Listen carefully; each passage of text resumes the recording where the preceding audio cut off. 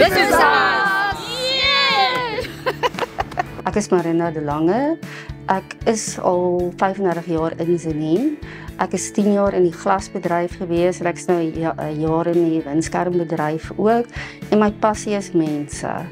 Die diens wat ons lewer by Glaswet Zenien is ons installeer windskerms, vertrokke, bakkies, swaar voertuie, bosbouvoertuie, grondverskywing en konstruksie vragmotors. Ons doen agterruite ook en ons doen deurglase. Ons doen ook chip repair en dan doen ons ook mobiele installering. Glaswet Zenien bestaan al van 2014 in Zenien. Goeie diens begin vir my by die behoefte van 'n kliënt. As die kliënt hier by Glaswet Zenien aankom, ontvang ons hulle by die voertuig. Ons bring hulle in by die ontvangs waar hulle al hulle dokumentasie moet teken.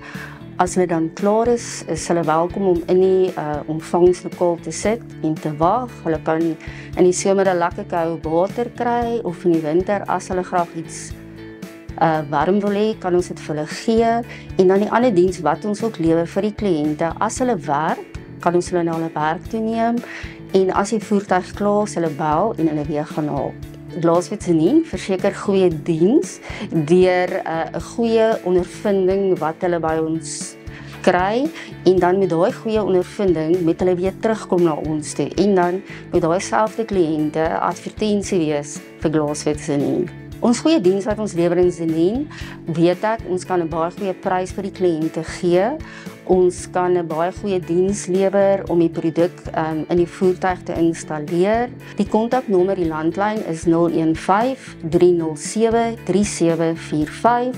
Ons is in Eerste Laan, Avenues nommer 6 in Mediepark in Zenien. Baie keer sal ek vir die mense verduidelik, as mense nie weet nie, ons is langs Two Mountains Funeral ook.